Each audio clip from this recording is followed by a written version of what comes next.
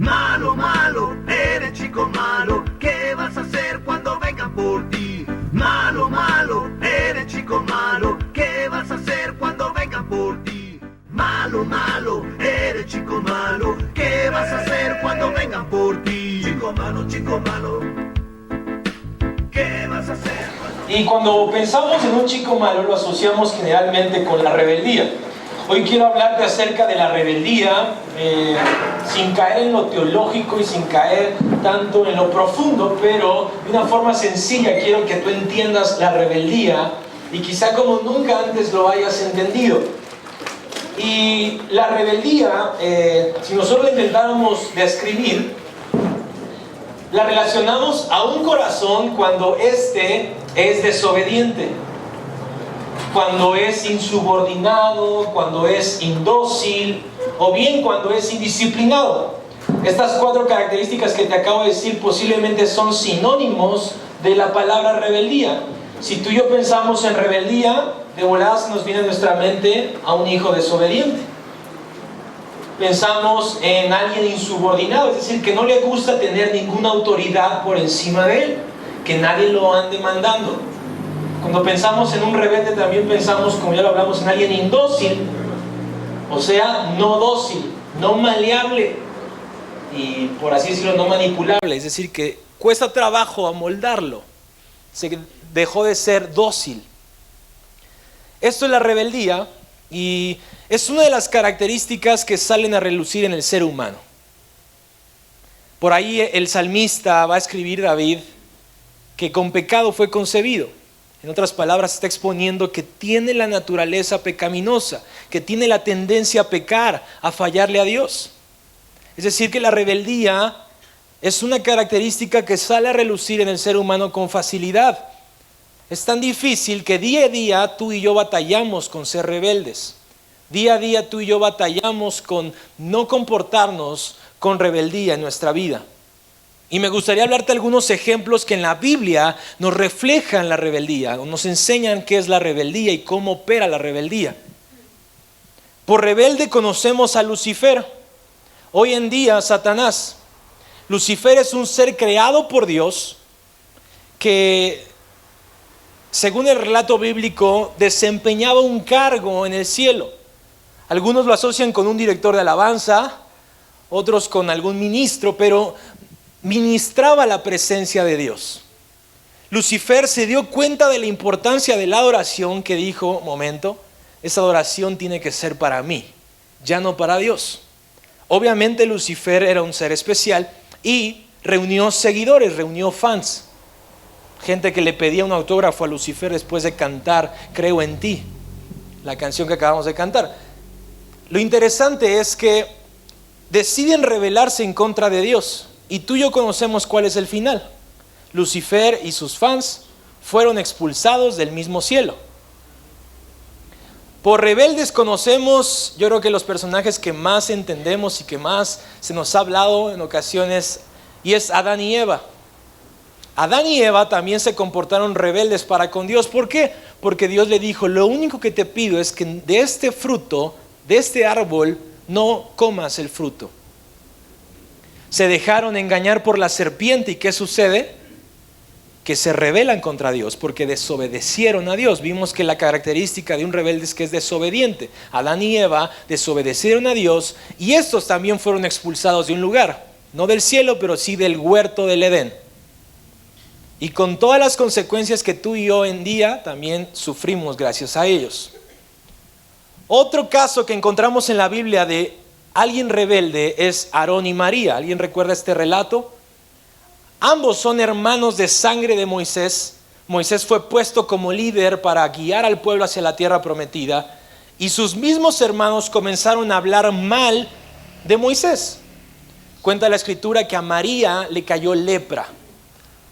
Y la lepra se le quitó hasta que ella se arrepintió de haber hablado mal de su hermano.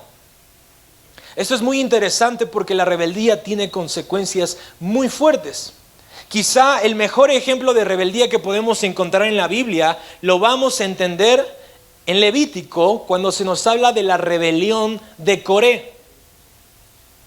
Coré tuvo seguidores también, y un momento se acercaron con Moisés, quien era el líder del pueblo, y le dijo: ¿sabes qué, Moisés? Ya no queremos que tú seas nuestro líder. Estamos hartos de que tú y Aarón nos digan cómo hacer las cosas, por lo que no queremos más tu autoridad sobre nuestra vida. Moisés se enojó tanto que le dijo: ok, el día de mañana te espero en este lugar para que comprobemos quién es de Jehová y quién me ha puesto a mí. Moisés, consternado, regresa y le dice a las tribus de Israel: no salgan, no sea que ustedes también sean arrastrados con la consecuencia de la rebeldía de Coré, sean muertos con Coré. Y por ahí vemos a Moisés orando. Chécate la oración de Moisés. Moisés comenzó a orar: Señor,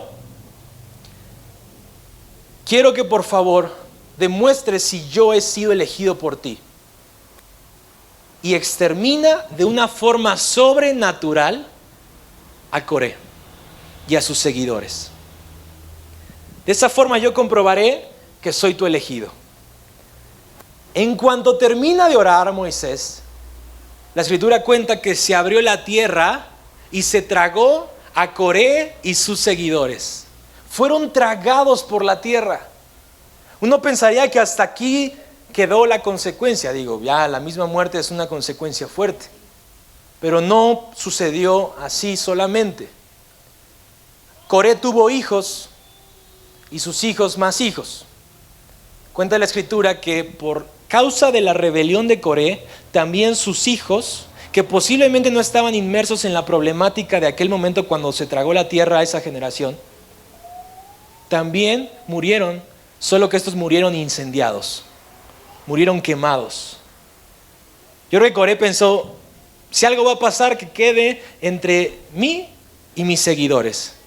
Él nunca se imaginó que la consecuencia de su rebeldía también tocaría a su descendencia. Las consecuencias que nosotros obtenemos de la rebeldía también afectan a nuestros hijos y a los hijos de nuestros hijos. Entonces una generación entera murió en el desierto por cuanto fueron rebeldes. Otro ejemplo que nos va a permitir entender la rebeldía en nuestra vida y cómo opera es Saúl. Saúl fue el primer rey de Israel.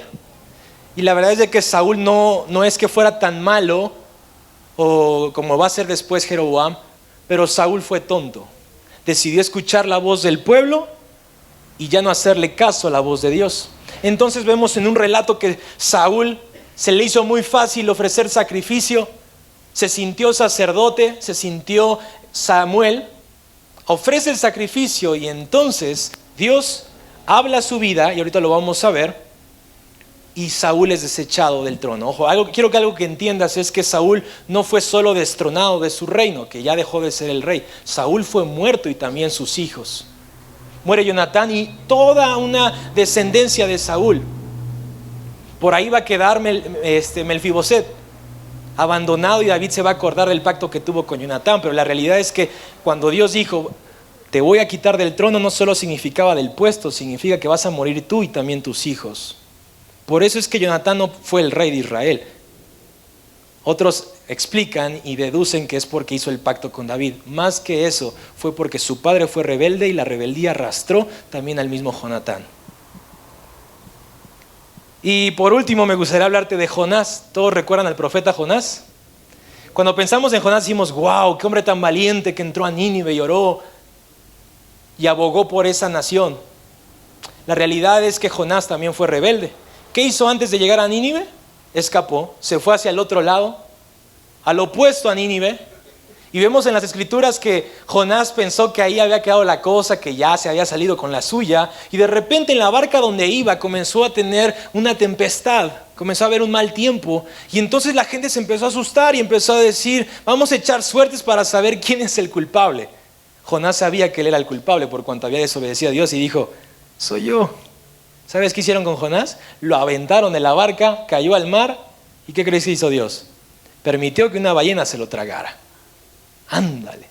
Ahí es donde volvió el que está a tu lado y dile: ándale si eres rebelde. ¿Ah? Lo que hoy quiero decirte es que no solamente ellos fueron rebeldes, también yo y también tú. hemos sido rebeldes cuando hemos desobedecido a Dios. No solo ellos, nos encanta ver en la Escritura y casi decir, ¡ay, qué gente tan rebelde! Pero también tú y yo hemos sido rebeldes, hemos sido chico malo. Y voltea al que está a tu lado, ¿tú fuiste chico malo? ¿Eres chico malo? ¿O qué onda? ¿Eres chico bueno? ¿De qué se trata? Ok, la rebeldía es la respuesta natural cuando un corazón se convierte arrogante. Cuando hay arrogancia en un corazón y éste decide apartarse de Dios.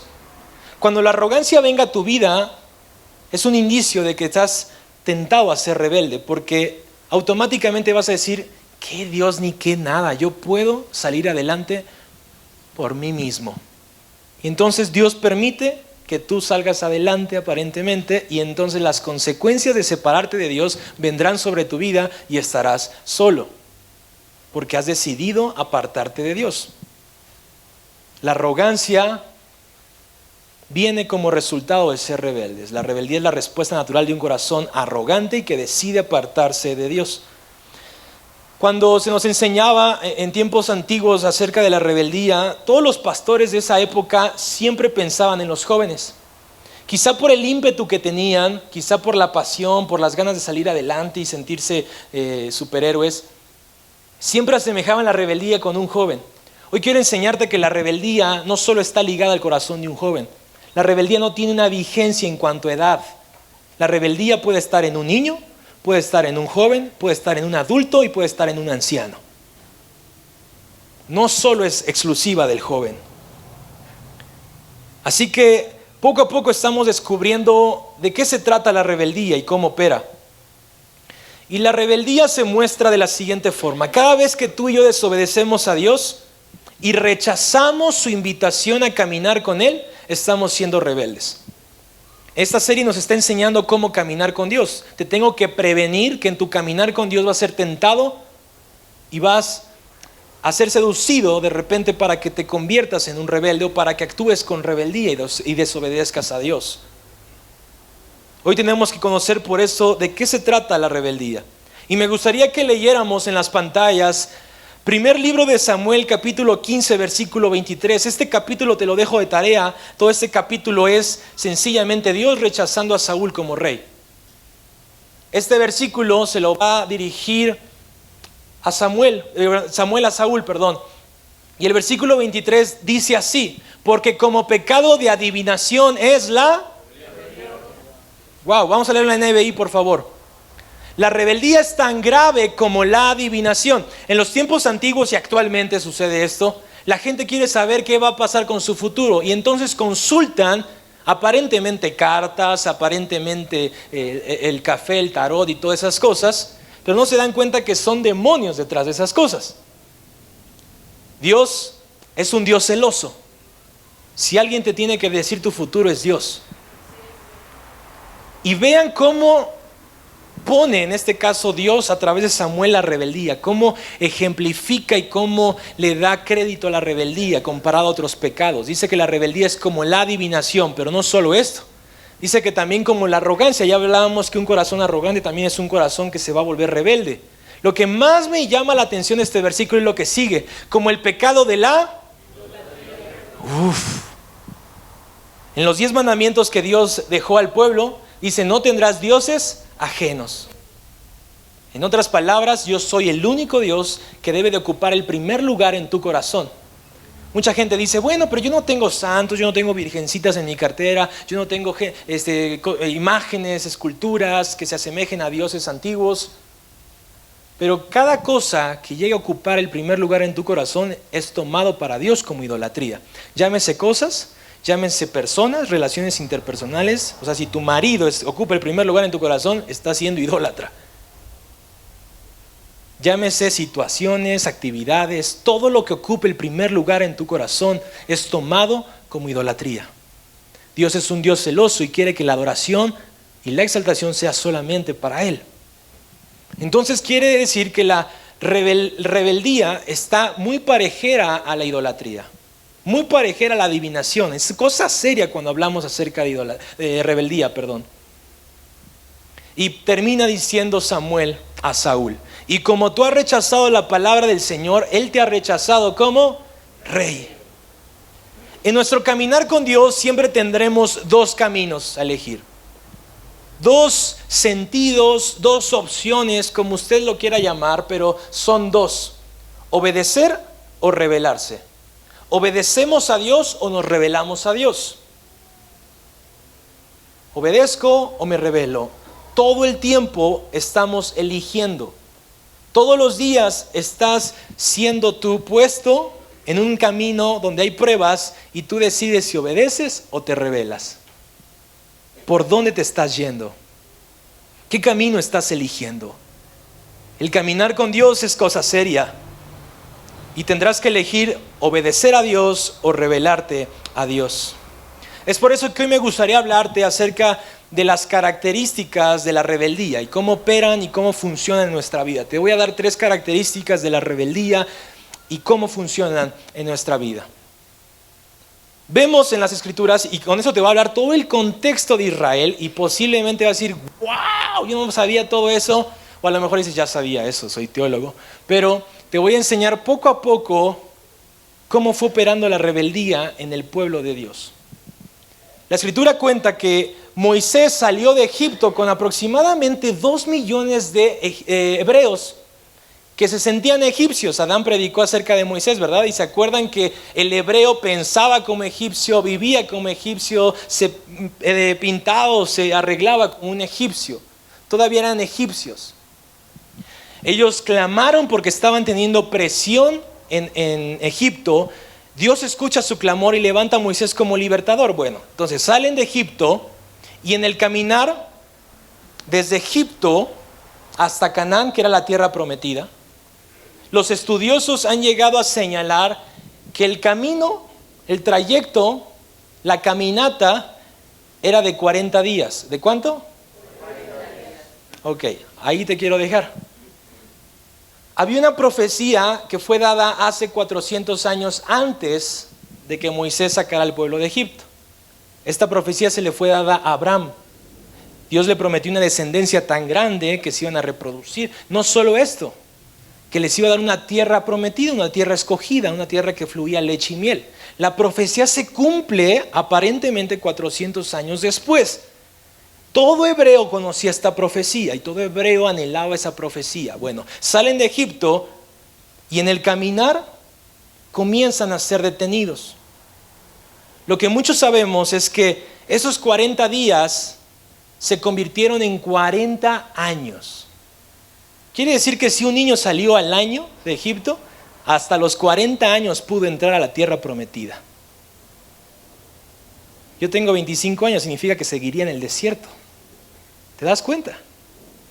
¿Cuánto tiempo le costó a Israel que la profecía y que la promesa de Dios para su vida se cumpliera? Primer característica de la rebeldía es que la rebeldía estorba tu tierra prometida.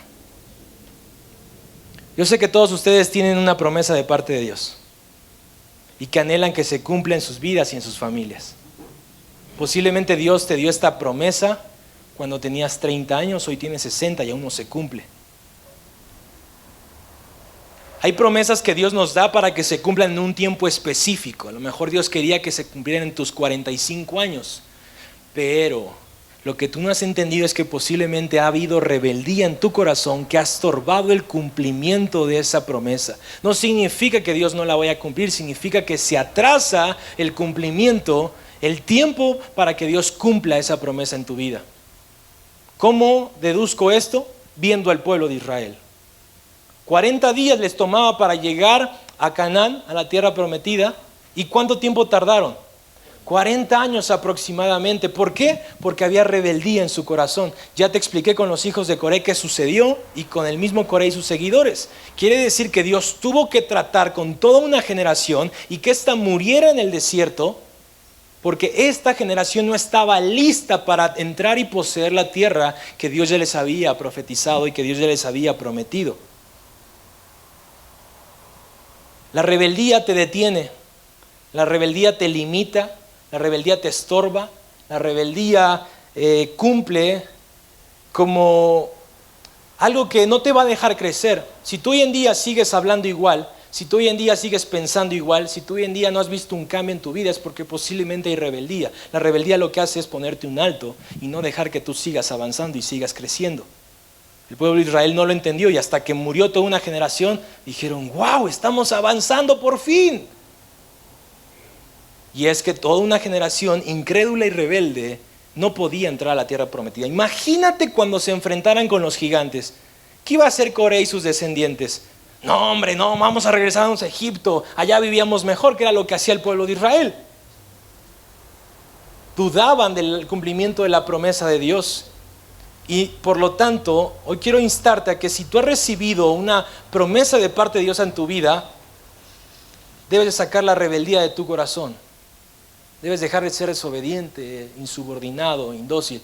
Y no solo esto, que hoy quiero tratar a este punto, la rebeldía no solamente va enfocada al ámbito espiritual, es decir, hacia Dios. También tú puedes ser rebelde con un gobernante, tú puedes ser rebelde con un tesorero, tú puedes ser rebelde con alguna autoridad que ha sido puesta por Dios aquí en la tierra. Y eso te detiene. Si tú eres rebelde con la autoridad que Dios ha puesto en este lugar, también eres rebelde y te detiene y no avanzas. Es decir, que toda autoridad es puesta por Dios.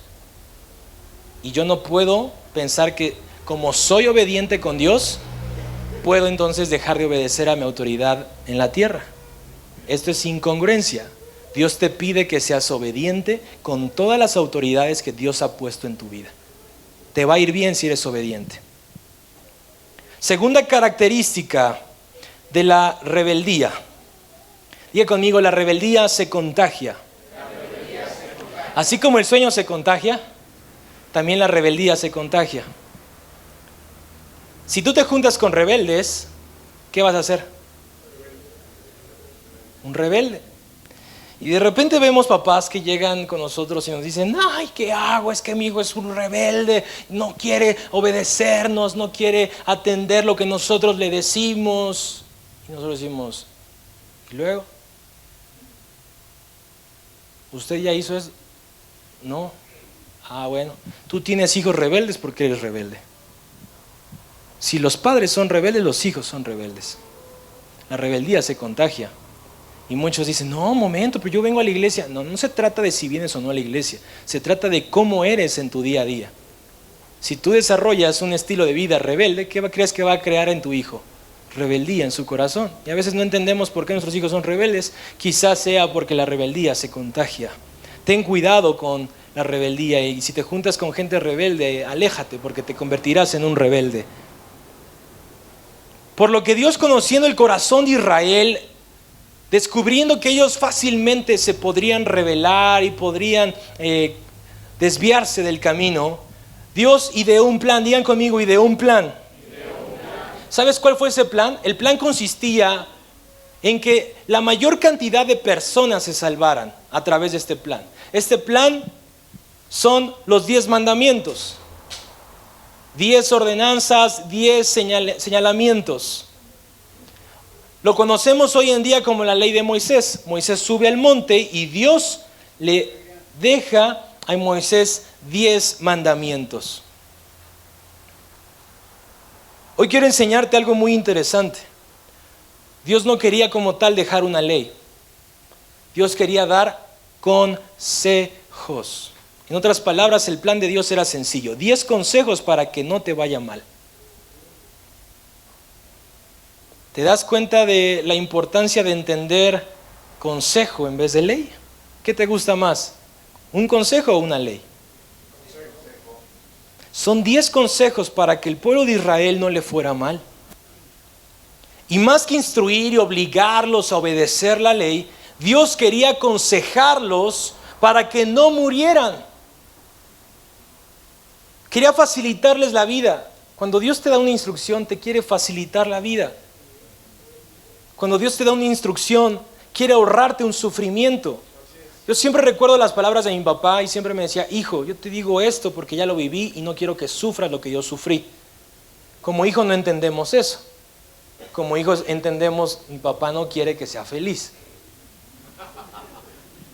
Pero qué bonito es entender la ley como un consejo. Te estoy dando 10 consejos para que no te vaya mal, para que prosperes, para que seas una nación diferente a las que hay a tu alrededor, para que seas bendecido. Pero Israel entendió todo al revés. Lo que entendió Israel fue lo siguiente: Dios no quiere que yo sea libre. No, eso de ley no me gusta. Como que Dios no quiere que yo sea completamente feliz, que yo disfrute de los placeres de esta vida. Dios me está atando, Dios me está deteniendo y no quiere que yo experimente la verdadera libertad. Y por patético que eso pueda sonar, eso es lo que muchos allá afuera y aquí adentro entienden acerca de tener una amistad con Dios. Piensan que tener una amistad con Dios conlleva reglas, puras prohibiciones y hasta sin sentido, y un mar de sacrificios que solamente los tontos se atreven a cumplir. Cuando tú le preguntas a tu amigo si quiere venir a la iglesia, ¿qué es lo primero que te dice? No, ¿yo qué voy a ir para que me anden prohibiendo mi cigarro, mi alcohol? Eso es lo que la gente piensa acerca de tener una amistad con Dios. No se han dado cuenta que son consejos de Dios para que te vaya bien. ¿Qué le respondes tú? Un momento, a mí nadie me prohíbe nada. Dios me aconseja que yo no lo haga para que me vaya bien. Si yo no fumo y si no tomo es porque quiero que me vaya bien. Quiero cuidar mi salud. Y con esto no solo me refiero a un vicio. Hay más circunstancias que la gente de afuera piensa que aquí se les prohíbe. Ojo, hay iglesias que sí, prohíben todo. Porque también se dan otros casos y ahorita voy a hablar acerca de eso. Pero eso fue lo que entendió Israel. Y eso es lo que entienden mucha gente, incluso que ya está aquí adentro. Dicen, no, es que como que así ya una amistad con... No, vengo cada domingo, pero así una amistad con Dios, como me dicen Alto Refugio Diario, hay que ser puras prohibiciones, puras reglas, puras leyes que yo tengo que cumplir porque me obligan. Y no se dan cuenta que es lo mejor para sus vidas. Quiero contarte una experiencia. En este viaje que hicimos a Costa Rica, fuimos a una playa que se encontraba a 4 horas y de regreso ya era muy de noche y había mucha niebla. Créame lo que le voy a decir, ni los faros de niebla servían. O sea, es para pegarles con un martillo, porque no servían para nada. ¿Y qué crees que era lo único que nos ayudaba? Unos postes en medio de la carretera, esta que tiene el material para que cuando la luz refleje, tú veas por dónde vas. Es decir, como que tienen vida, ¿verdad? Bueno, esa carretera muy complicada porque en un trayecto como de 15 minutos tenías 2 carriles de tu lado. Ibas bien feliz, ¿no? Ya rebasando trailers y todo el asunto. Pero de repente, si tú no ponías atención, se cerraba y se convertía en un carril nada más. Y entonces el otro sentido ya cambiaba a 2. Es decir, a 2, 1, 2, 1. ¿Se entendió? Es matemáticas, estudien en la UNAM para no se crean. Pero yo iba reflexionando en eso. Yo vi la habilidad de mi suegro al manejar. Yo dije, wow. Yo ya me hubiera arrugado, la verdad. O sea, como decimos, me hubiera dado miedo, me hubiera dado frío porque no veías nada, era como ir a ciegas. ¿Te ha pasado que a veces no puedes ver y vas así como que no me vaya a salir el coco? No, el coco, no. Una mesa y me vaya a pegar en la punta del pie, ¿eh? Así como que andamos con cuidado en la noche cuando nos anda del baño y híjole, ¿dónde está el baño? ¿Dónde está? Bueno, así yo me sentía. Y de repente reflexioné y dije, qué importantes son esos postes. De día son un obstáculo porque no puedes rebasar, a gusto. Pero ojo, así es la ley de Dios. ¿Quieres ver por dónde te puede ir bien y por dónde puedes llegar a tu destino? Sigue los postes. ¿Y qué hizo mi suegro? En un momento donde ya estábamos muertos de miedo, le dijimos, ¡siga el poste! Porque si sigue el poste iba a llegar al destino, a la casa donde nos estábamos quedando. ¿Se entiende? Así funcionan los consejos de Dios. Dios no te obliga a que sigas los postes. Dios te los pone y si tú los sigues te va a ir bien. Así que es tiempo de empezar a entender la ley de Dios o la ley moral como consejos de Dios para que nos vaya bien. Ahora bien, Israel entendió todo al revés, ya te lo expliqué. ¿Qué hizo Israel? Bueno, le dieron tanto crédito, tanto énfasis a la ley, que entonces dijeron, con que se trata de cumplir leyes, pues hacemos otras 100, pues total. Si con cumplir las leyes soy salvo, pues hagamos 100, 200, 300. Y entonces empezaron a tener leyes humanas que ni Dios les había exigido. Por eso es que cuando Jesús viene en el Nuevo Testamento se da cuenta que la gente está enfrascada en las leyes y no en Dios.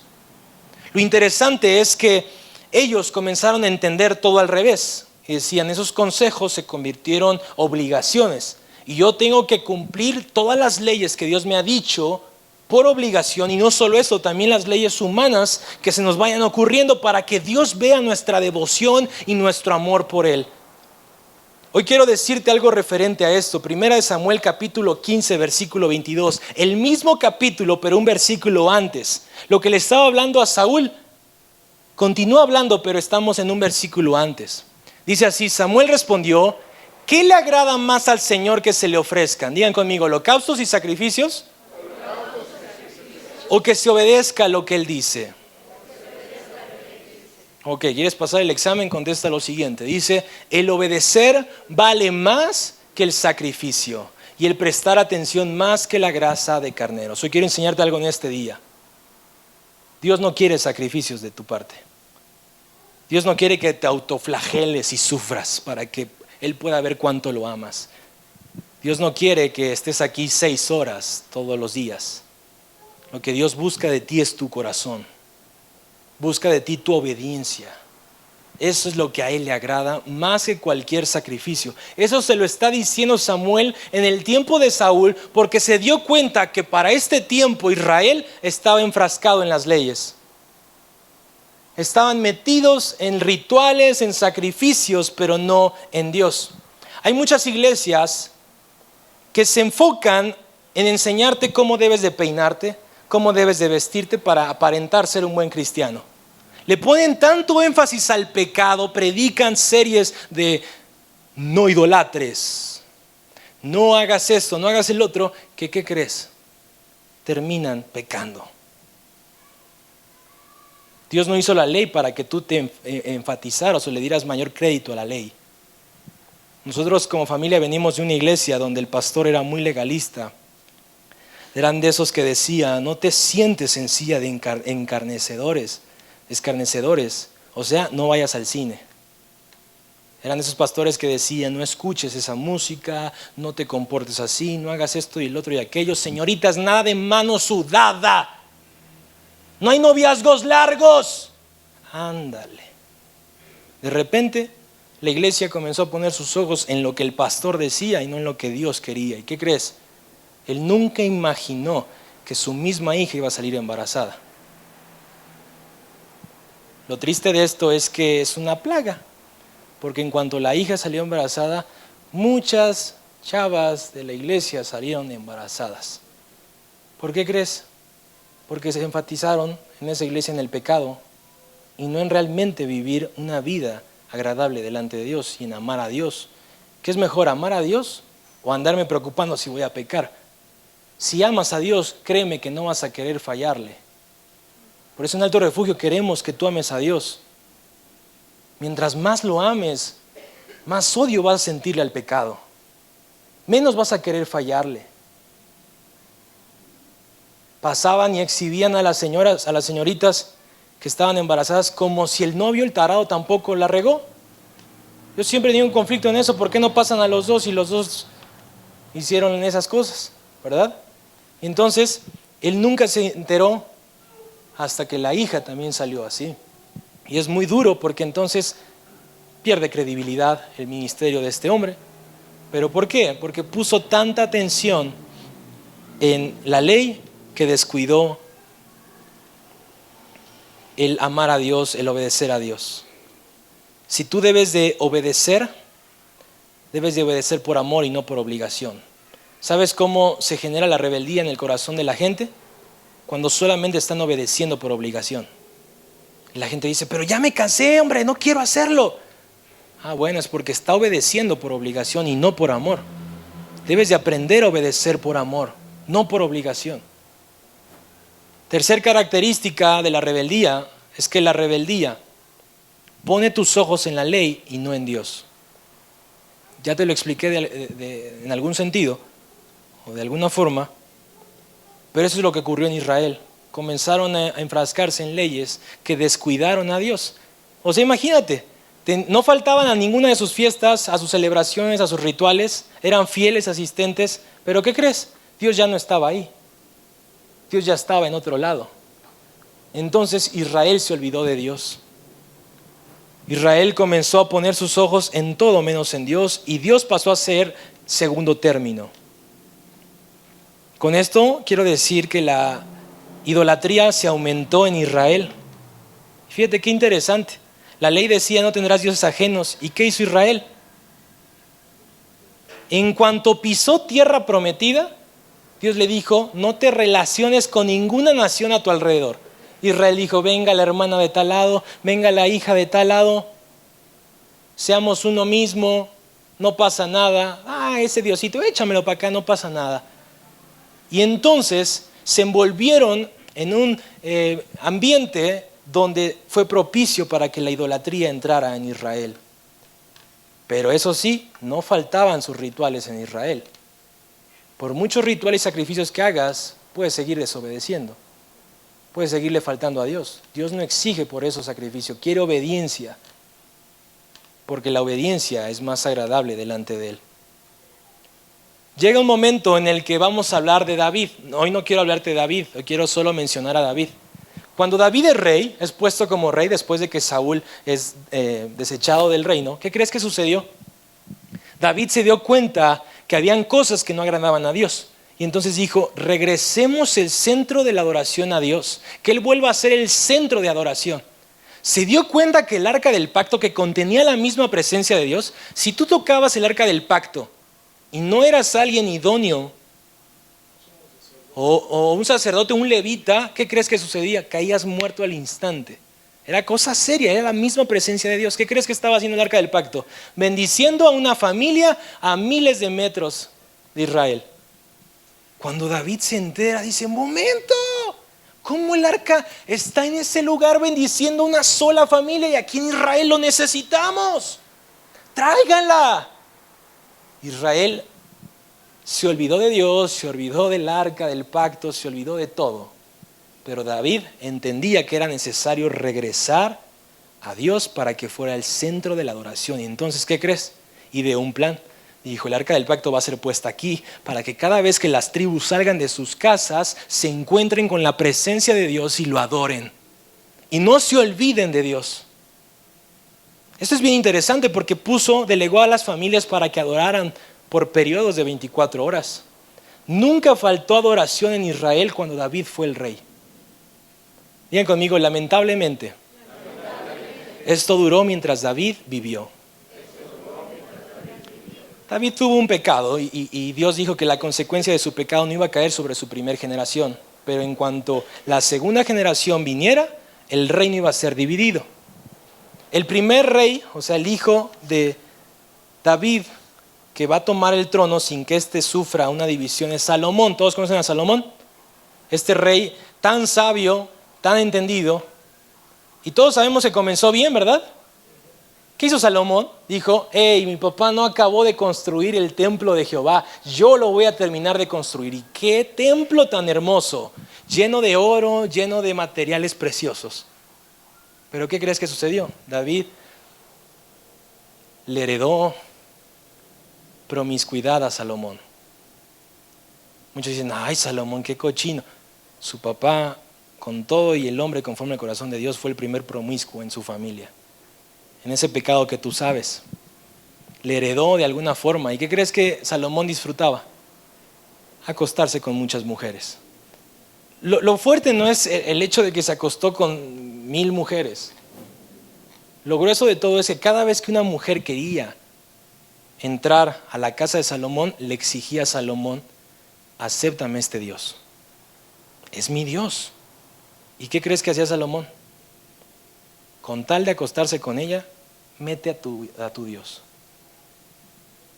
Entonces imagínate cómo estuvo Israel en el tiempo de Salomón. ¿Cuántos dioses no había en Israel a causa de la promiscuidad de su rey?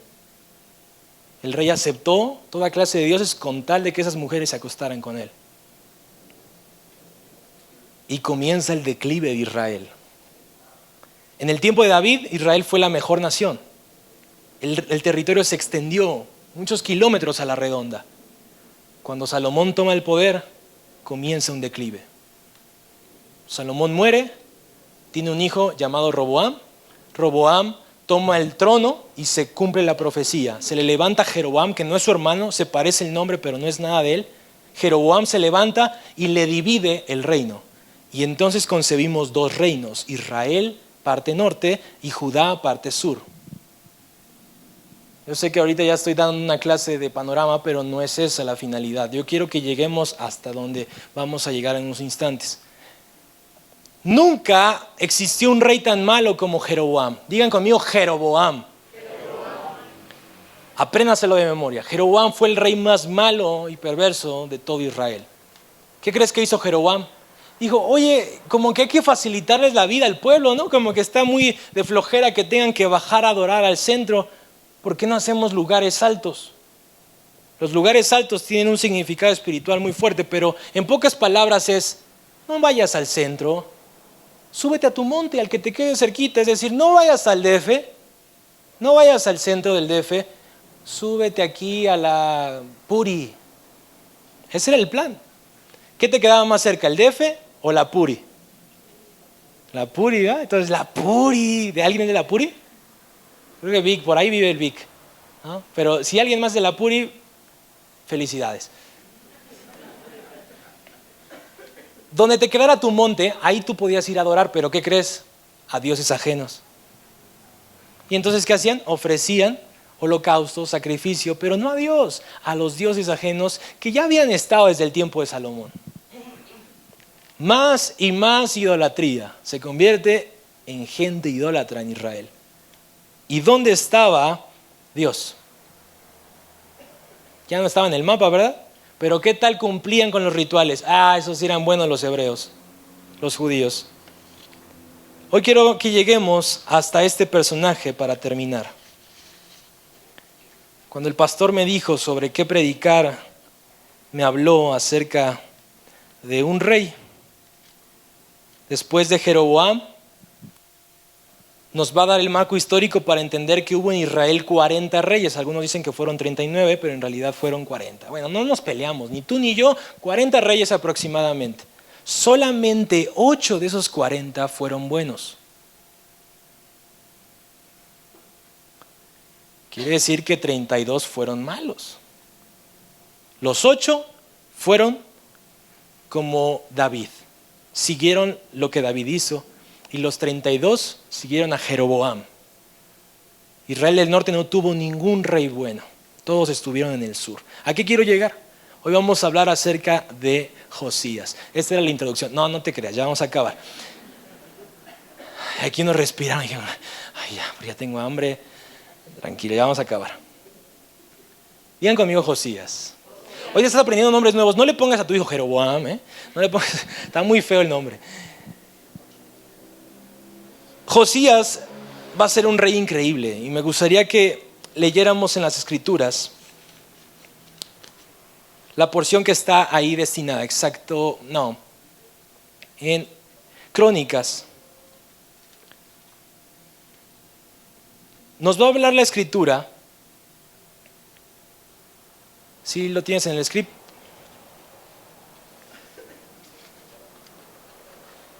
No importa. Cuando Josías fue puesto o elegido como rey, ¿cuántos años crees que tenía? A ver, momento, ¿cuántos años crees que tenía Josías para que fuera nombrado rey? No, yo sé que ya sabes, pero ¿cuántos años creen la gente que tenía? ¿Cuántos? Ya oyeron al pastor. 8 años tenía. Es que es imposible que un rey en Israel tuviera 8 años y fuera puesto como rey. Si a veces a los de 25 nos toman de niños, imagínate a los de 8. Todo el paquete de ser gobernador a los 8 años. Y vamos a leer esta historia y dice, Josías tenía ¿cuántos? 8 años. Cuando ascendió al trono y reinó en Jerusalén 31 años. Josías hizo lo que agrada al Señor, pues siguió el buen ejemplo de su antepasado, ¿quién? No se desvió de él ni en el más mínimo detalle. En el año 8º de su reinado, o sea, cuando él tenía 16 años, Siendo aún muy joven, Josías comenzó a buscar al Dios de su antepasado David.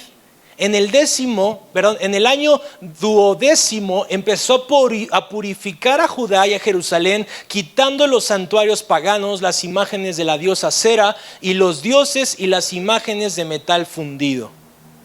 En su presencia fueron destruidos los altares de los Baales y los altares sobre los que se quemaba incienso. También fueron despedazadas las imágenes para culto de Acera, y los ídolos y las imágenes de metal fundido fueron reducidos a polvo, el cual fue esparcido sobre las tumbas de los que le habían ofrecido sacrificio. Quemó sobre los altares los huesos de los sacerdotes, purificando, diga conmigo, así a Judá y así a Jerusalén. Hasta ahí lo vamos a dejar. Digan conmigo, Josías fue un rey diferente. Me encanta Josías, y me encanta porque a pesar de su edad, él reconoció que había un mal en Israel. Había una peste, y esa era la idolatría. Y con 16 años de edad, decidió buscar al Dios de su antepasado David. Esto me encanta. Josías no se conformó con lo que la gente le hablaba acerca de ese Dios. Josías dijo, yo quiero tener una amistad y una relación con ese Dios. Entonces, Josías comienza a caminar con Dios y tuvo la gracia de levantarse en contra de la idolatría que había en Israel. Yo quiero que hoy entiendas lo siguiente. Josías tuvo que decidir o ser como Jeroboam o ser como David. ¿Qué ejemplo quería tomar para su vida?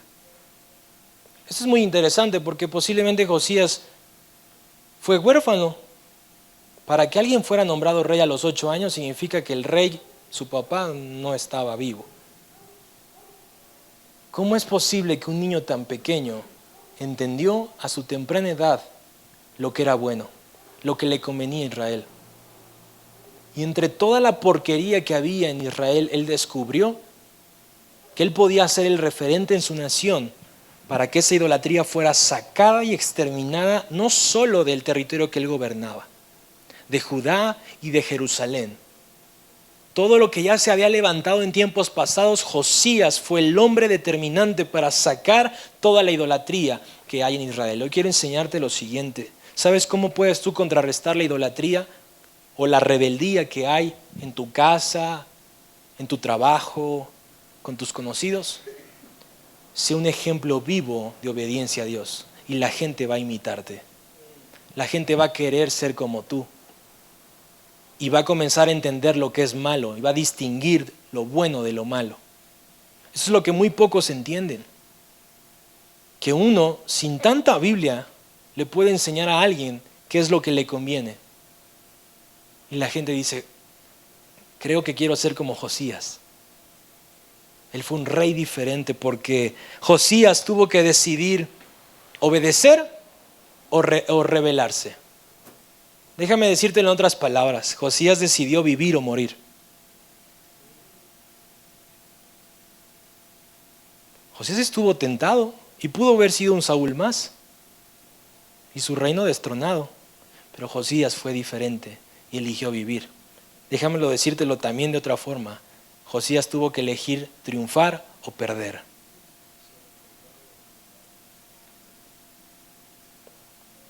Quiero que terminemos esta plática leyendo Deuteronomio capítulo 30, versículo 15.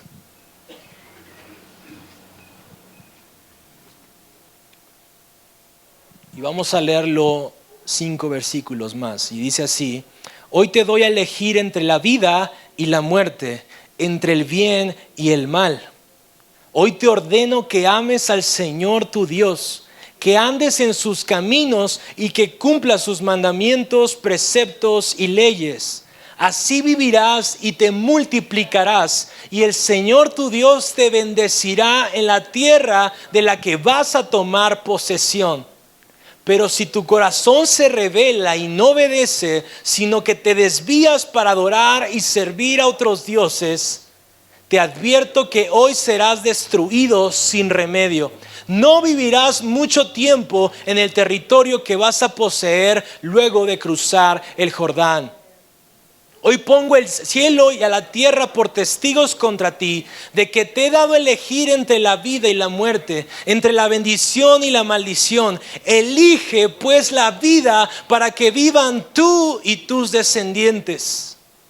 Ama al Señor tu Dios, obedécelo y sé fiel a Él, porque de Él depende tu vida. Y por Él vivirás mucho tiempo en el territorio que juró a dar a tus antepasados, Abraham, Isaac y Jacob. Esta instrucción está en Deuteronomio y fue dada a ese pueblo del cual te hablé, que estaba en el desierto. Fue parte de una ley que se enseñaba a todos los niños judíos. Es decir, que Saúl conocía esto. David conocía esto, Jeroboam conocía esto, Salomón conocía esto y Josías conocía esto.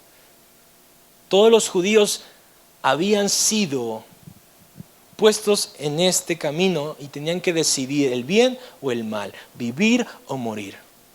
Yo quiero terminar diciéndote, ¿qué eliges tú? Hay increíbles promesas de parte de Dios. Dice que tus hijos también van a vivir mucho tiempo, que vas a ser prosperado, que vas a ser bendecido. Si hoy te aferras de esa palabra y decides obedecer a Dios, como lo hizo Josías, como lo hizo David, te va a ir bien. Y posiblemente seas recordado como una persona que intentó marcar la diferencia. Pon atención en la idolatría que pueda estar en tu vida. Dios tiene que ocupar el primer lugar en tu corazón. Dios tiene que ser el Señor de tu vida.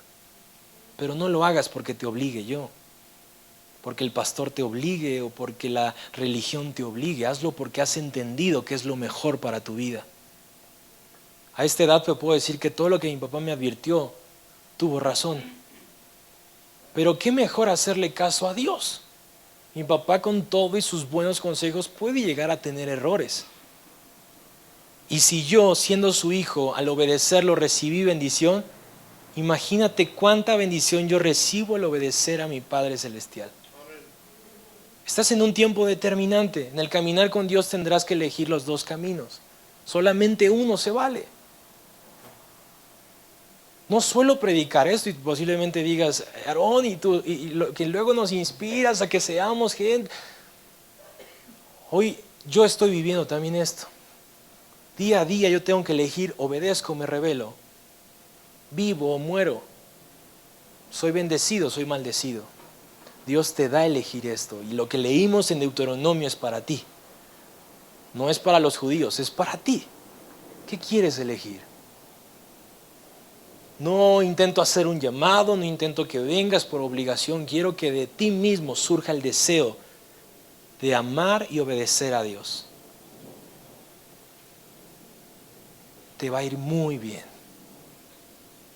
si lo honras, si le das el primer lugar en tu vida. Se va a sentir tan honrado que comenzará a bendecirte. Así que elige caminar con Dios y desecha la rebeldía de tu corazón.